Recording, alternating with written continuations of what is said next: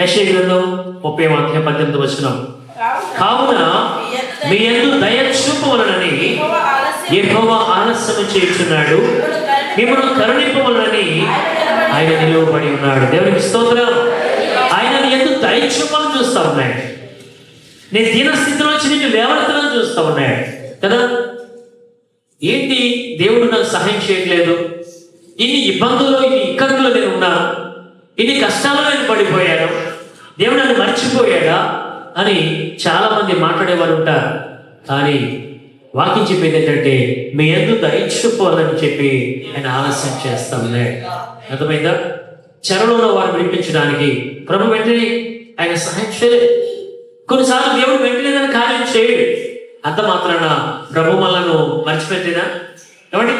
కానీ పేతురు విషయంలో అలా చేయలేదండి కదా.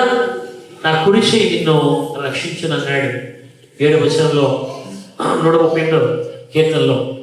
అలాగే తన చేయి చెప్పి వెంటనే పట్టుకుని పేతులు ఏమవుతాడు. వెంటనే సహాయం చెప్పదు ఏమో తెలుసా? ఏమో చెప్పండి.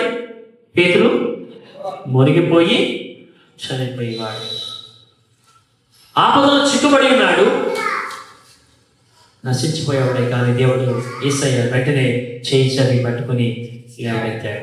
ఈరోజు గమనిద్దాం పిల్లరా, మనం దీనదశలో ఉన్నప్పుడు గమనించు, దేవుడిని దృష్టిస్తూ ఉన్నాడు, దేవుడిని చూస్తూ ఉన్నాడు, ఆయన లక్ష్యం చేస్తూ ఉన్నాడు. దేవుడిని విడిచిపెట్టేశాడు, దేవుడిని మర్చిపోయాడు, దేవుడు నాకు ఏ సహాయం చేయలేదు, ఇంతకాలం బట్టి దేవుడు సేవిస్తూ ఉన్నాను, దేవుడు స్తుతిస్తూ ఉన్నాను, దేవుడి సన్నిధికి వెళుతూ ఉన్నాను, కానీ దేవుడు ఎన్నడూ నాకే సహాయం చేయలేదు అని ఎంత మాత్రం చెప్పడానికి వీలునే. ఎన్నో కార్యాలు జీవితంలో నా జీవితం అందరి జీవితం దేవుడు చేశాడు. ఈ క్షణం వరకు బ్రతికి ఉన్నమే తెలిసిన గొప్ప కార్యం. ఎవడి శత్రువుల చేతిలో నుంచి ఆయన నడిపించాడు, విడిపించాడు, రక్షించాడు. ఆపద అపాయం కలిగినప్పుడు ఆయన రక్షించాడు. నీ జీవితం ఎన్ని కార్యాలు దేవుడు చేయలేదు. కాబట్టి దేవుని పట్ల విశ్వాసంతో, ఎవడి దీనత్వముతో కనిపెడుతూ ఉంటే తప్పకుండా దేవుడు నీపై తన దృష్టిని ఉంచి నడిపిస్తాడు. గమనించని పిల్లరా, ఆమె పిల్ల చనిపోయింది కావచ్చు, ఎవడి ఆమె వదిలిన మనం కూడా చనిపోతాం. కానీ ఎక్కడికి వెళ్తాం? ఈ లోకంలో నీతిగా యథార్థంగా దేవుని కొరకు నమ్మకంగా జీవిస్తే చనిపోయిన పర్వాలేదు, ఉదయాన్న మరల మన దేవస్థంలో ఉంటాం. ఎవడి మన చుట్టూ మన ప్రక్కనే మన చుట్టూ జరుగుతున్నాయి భయంకర పరిస్థితులు. కానీ దేవుని కాపుదల నీకు కావాలి అంటే దేవుని యొక్క సన్నిధిలో దీనత్వం కలిగి నీవు దీనుడిగా దీన మనస్సుని వస్త్రంగా ధరించి నమ్మకంగా నువ్వు జీవిస్తే, కొన్నిసార్లు గమనించండి, శత్రువులు సంసోను పరిహారం చేసినట్లు నీతోటి వారు, నీతో ఉన్నవారు నీ వారే నిన్ను అవమానపరచవచ్చు, నిన్ను అపహాస్యం చేయొచ్చు, నిన్ను బాధించవచ్చు. ఎవరి సంసోను తెలిసిందే. ఆయన అప్పటి ఒక వ్యక్తిని అడిగాడు, అయ్యా ఈ యొక్క దేవాలయం అంతట్లో ఈ దేవాలయం అంతటికి ప్రధానమైన స్తంభం ఎక్కడుంది అని అడిగితే అలా చూడంటే నేను చదువు నుంచి వెళ్ళిపోయాడు. అప్పుడు నేను కళ్ళు పీకేశాడు. ఎవడి యెహోవా అతను విడిచిపెట్టేశాడు, ఎడరాస్తాడు, ఒంటరి వాడైపోయాడు, బలహీనుడు అయిపోయాడు. శక్తిని విరచుకుంటే అతను ఏ శక్తి కూడా లేదు. అందువల్ల బందిగా పట్టబడ్డాడు. తీసుకొచ్చారు, దాగోను ముందు పెట్టారు. ఇదిగో మన దేశాన్ని, మన ప్రజలను నాశనం చేసిన వాడు వీడే అని చెప్పి పరిహాసం, అపహాసం, హేళన చేస్తూ ఉన్నారు. అటువంటి పరిస్థితులు మన జీవితంలో ఎదురవుతూ ఉంటాయి. కానీ ఆయన తీరత్వంతో, విశ్వాసంతో ప్రభు వైపు చూడగలిగితే, తగ్గించుకుంటూ ఉంటే దేవుడు నిన్ను హెచ్చిస్తాడు. ఏ స్థితిలో నీవు పడిపోయావో ఆ స్థితిలో దేవుడు లేవనెత్తుతాడు.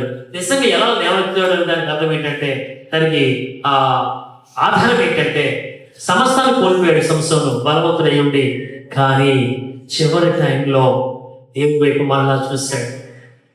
ఆ యొక్క మందిరానికి, దావోదు గుడికి ఆధారమైనటువంటి ప్రధాన స్తంభానికి ఆయన కట్టేసినప్పుడు ప్రార్థన చేస్తున్నాడు. ప్రభుని అడుగుతున్నాడు, ఈసారికి నన్ను జ్ఞాపకం చేసుకో, ఈ ఒక్కసారి నన్ను దర్శించాయా అని ప్రార్థన చేస్తే యెహోవా అతన్ని మొరవిన్నాడు, శక్తినిచ్చాడు.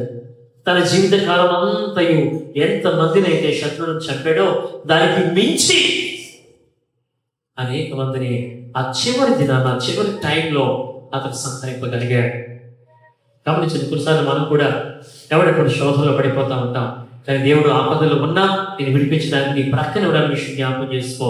ఆయన నీకు సహాయం చేయాలని, నీ పట్ల ఆయన సహాయం చేయాలని, ఆదరించాలని నీ పట్ల ఆయన కొంత మౌనంగా ఉన్నాడు, దగ్గరే ఉన్నాడు. కానీ మనం దేవుడు విడిచిపెట్టాడని అనుకోకుండా నా ప్రభువు నాతో ఉన్నాడు దీక్షతో విశ్వాసంతో కనిపెడుతూ ఉంటే తప్పకుండా ప్రభు హస్తం నిన్ను లేవనెత్తుతుంది. మునిగిపోతున్న నీ స్థితిలో నుంచి, పడిపోయినటువంటి స్థితిలో నుంచి దేవుడు తన హస్తం పట్టి నేను లేవనెత్తాడు. క్రీస్తుని పడ మీద నేను స్థిరపరుస్తాడు. ఎన్నో సందర్భాలు దేవుడు అనేక అపాయం దేవుడు లేవనెత్తాడు. ఇక ముందు కూడా అటువంటి కార్యం దేవుడు మన పట్ల చేయబోతున్నాడు. కృప భాగ్యం మన దయచేయను గాక. ఆమేన్.